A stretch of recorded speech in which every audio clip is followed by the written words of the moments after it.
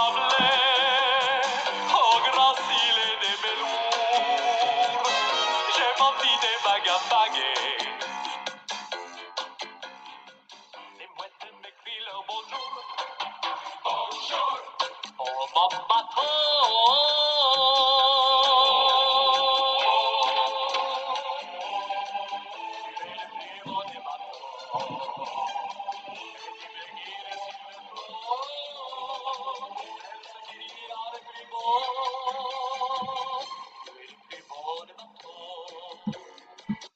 Bien, bonjour les terminales, heureux de vous retrouver. Il paraît que le peuple demandait du dynamisme, alors vous voyez le lundi matin à 10 heures, place au dynamisme avec la poursuite du cours sur le thème 1, mer et océan au cœur de la mondialisation.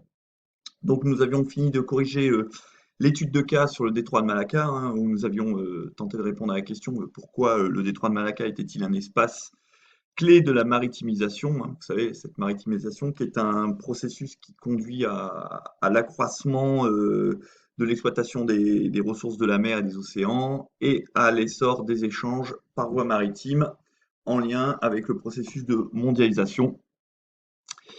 Et donc, nous avions juste commencé à noter le chapitre 1, hein, mer et océan, vecteur essentiel de la mondialisation. Et donc nous avions remarqué, et vous le saviez déjà, que 71% de la surface terrestre était couverte par les mers et les océans, hein, c'est pour ça qu'on surnommait la Terre la planète bleue, et que ces mers et ces océans donc allaient être des vecteurs essentiels de la mondialisation, c'est-à-dire, vous savez, cette mise en relation à l'échelle mondiale des différents territoires, hein, par des flux toujours plus massif d'hommes, de marchandises, de capitaux et d'informations, hein, c'est-à-dire des flux matériels et des flux immatériels. Et donc, vous avez dit que la première mondialisation, on avait pu en parler au moment du XVe siècle des grandes découvertes, et notamment de l'ouverture atlantique, découverte du continent américain, et de la mise en relation de l'Europe, de l'Afrique, de l'Asie avec ce nouveau continent américain, notamment un peu plus tard par la traite triangulaire. Mais cette mondialisation, elle s'est surtout accélérée depuis les années 80, donc 1980, pour des raisons à la fois techniques, on s'est arrêté là-dessus, hein, le progrès des transports, et des raisons aussi politiques, c'est-à-dire que les frontières se sont ouvertes, hein, c'en est fini par exemple de la guerre froide, la Chine était et qui est toujours d'ailleurs une dictature communiste, mais fermée, s'est ouverte au monde, hein, et elle n'a pas un rôle négligeable, loin de là, dans la mondialisation. Et également, on assiste à une moindre réglementation, c'est-à-dire qu'il y a davantage de liberté de circulation sur les mers, ce qui va favoriser évidemment les échanges mondiaux. Donc, dans ce premier chapitre, nous allons tenter de répondre à la problématique suivante. Pourquoi les espaces maritimes, bien qu'inégalement intégrés à la mondialisation, sont-ils essentiels à ce processus? Donc, en grand 1, nous allons voir que la mondialisation entraîne la maritimisation des économies, hein, c'est le fil conducteur de ce thème 1. Dans un grand A, des espaces d'échange qui sont toujours plus intenses, et dans un petit 1, des transports maritimes en croissance constante. Alors, pour entrer dans ce petit 1, sur le diaporama, vous trouverez quelques chiffres qui vous montrent la part croissante du trafic maritime dans le commerce mondial, hein. Donc, vous voyez que le trafic maritime dans le commerce mondial représente 70% du commerce mondial et 85% du tonnage transporté, c'est-à-dire 85 pardon, du tonnage transporté au niveau mondial se fait en empruntant les mers et les océans. Et puis, quand vous regardez, hein, on voit bien que ce transport maritime a accompagné le processus de mondialisation, puisqu'au fur et à mesure que la mondialisation s'est mise en place, hein, je vous ai dit surtout à partir des années 80, eh bien, on voit notamment que depuis 1990, eh bien, le trafic maritime en milliards de tonnes a été multiplié par 3. Il est passé de 4 milliards de tonnes en 1990 à 12 en 2019. C'est-à-dire en à peine 30 ans, il a triplé alors qu'il avait déjà quadruplé entre 1960 et 1990. Ce qui fait que finalement, en 60 ans, vous voyez que le trafic maritime a été multiplié par 11 environ. Donc c'est vraiment une explosion trafic maritime. Alors, pourquoi cette explosion? Eh bien, parce que les mers et les océans offrent de nombreux avantages pour le transport des marchandises, hein, on en a déjà un petit peu parlé. Notamment, il y a une liberté de circulation entre les différentes parties du globe, hein, ça c'est le droit de la mer, hein. Il y a l'absence d'obstacles majeurs, évidemment, quand vous êtes sur la mer et les océans, hormis les vagues, qui peuvent être parfois extrêmement destructrices, hein, mais il n'y a pas d'obstacles majeurs, hein, il n'y a pas de montagnes, il n'y a pas de frontières. Euh, il y a aussi une faiblesse des infrastructures en dehors des ports. C'est-à-dire que, par exemple, si vous voulez aller, je ne sais pas moi, des ports chinois, quoi, ou du moins de Chine jusqu'en Europe, les infrastructures qui permettraient de relier la Chine à l'Europe sont trop faibles en comparaison des infrastructures portuaires pour assurer le même transport de marchandises, d'où l'importance donc d'emprunter plutôt les voies maritimes. Et finalement, bah, les routes maritimes, elles ne sont tracées que par les navires qui les empruntent, hein. Ce sont des routes finalement, je ne vais pas dire imaginaires, mais ne se voient pas forcément dans l'espace, à la différence d'une route terrestre qui, elle, nécessite donc beaucoup d'entretien, beaucoup de construction. Et vous imaginez bien qu'une route qui relierait, donc, je vous dis, la Chine à l'Europe, serait une route extrêmement coûteuse à entretenir et qui en plus traverserait de nombreux États, donc ce qui poserait beaucoup de difficultés quant à la liberté du commerce, parce que on ne franchit pas de la même façon les frontières maritimes que les frontières terrestres, vous imaginez bien, sans compter qu'il est beaucoup plus facile d'intercepter, de voler des marchandises par la voie terrestre que par la voie maritime, même si la piraterie, on l'a vu dans l'étude de cas, n'est pas à négliger. Par ailleurs, s'il y a une explosion du trafic maritime, c'est également dû à la révolution du transport maritime. Alors, qu'est-ce qu'on appelle la révolution du transport maritime? Eh bien, c'est l'accroissement et la spécialisation des navires. C'est-à-dire qu'il y a de plus en plus de navires et qui sont de plus en plus spécialisés.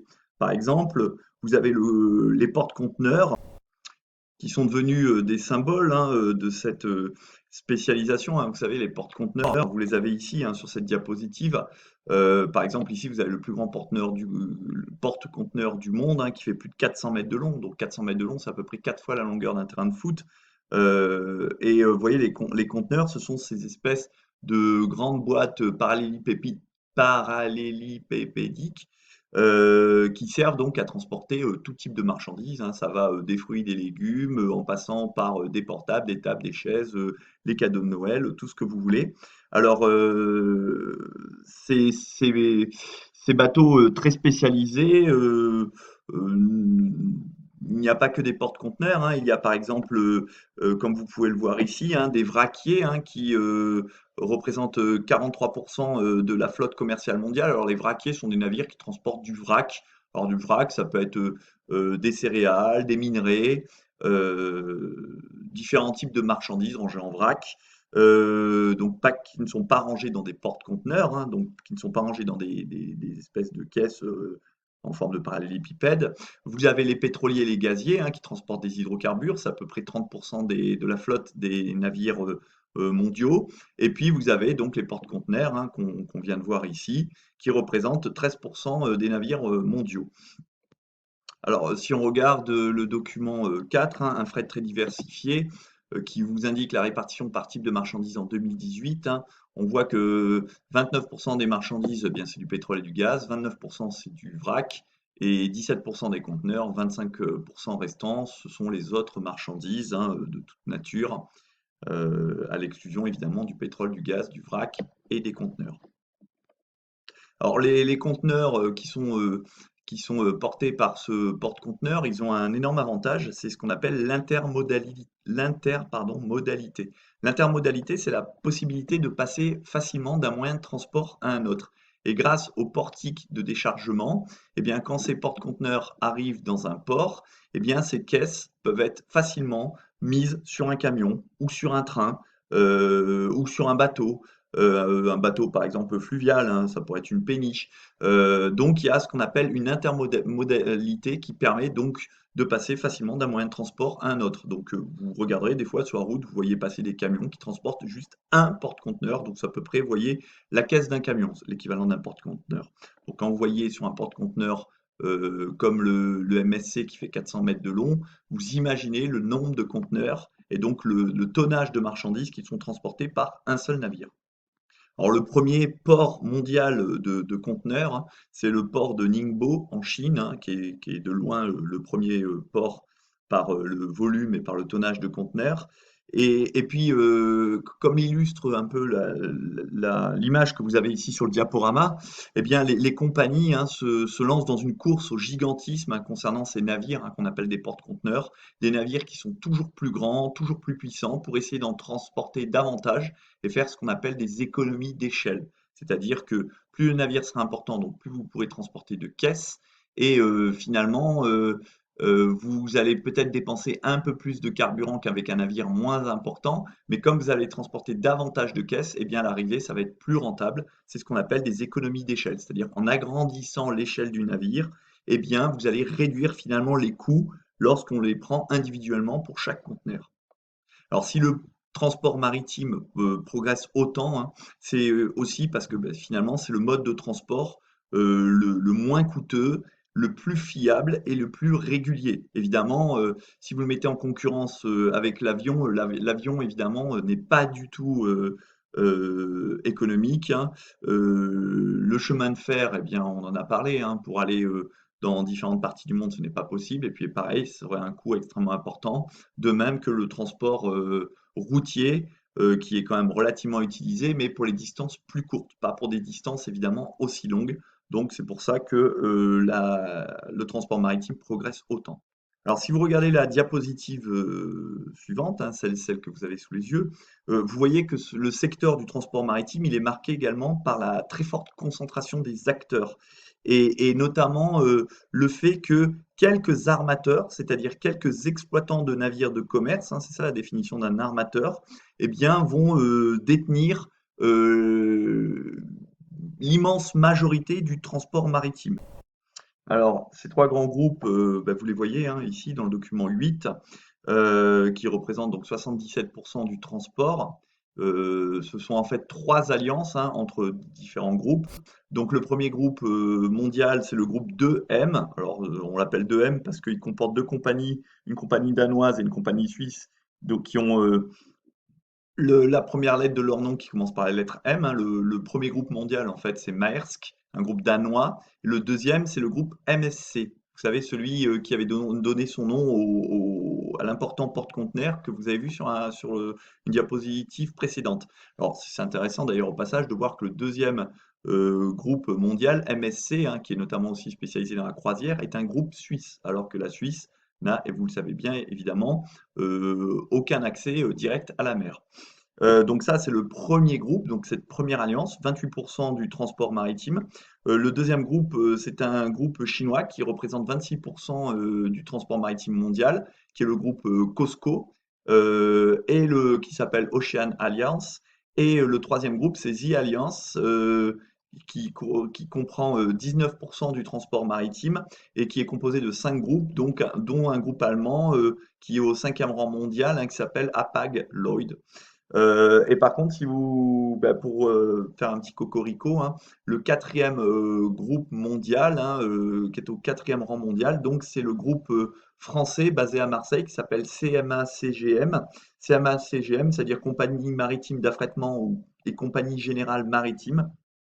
D'ailleurs, si vous avez envie d'approfondir un petit peu le sujet, hein, des armateurs mondiaux, je vous invite à regarder les pages 38 et 39 de votre manuel, hein. Il y a quelques documents qui peuvent vous éclairer, hein. Je vous demande juste de les lire, hein, pour aller un petit peu plus loin.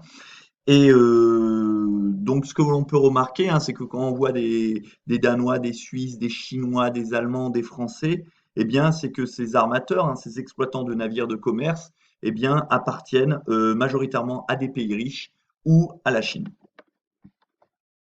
Alors, le transport maritime, hein, ne sert pas que pour le transport de marchandises, hein. Il faut remarquer aussi qu'il a un rôle important pour le transport des hommes, hein. Ici, donc, vous avez une illustration d'un navire de croisière, hein, puisqu'il y a 30 millions de croisiéristes qui ont été transportés en 2019, hein. Vous imaginez bien que c'est en baisse aujourd'hui. Et puis, malheureusement, aussi, le transport maritime sert pour les migrations, hein, et vous savez, le drame des migrants, notamment dans la traversée de la Méditerranée entre l'Afrique et l'Europe.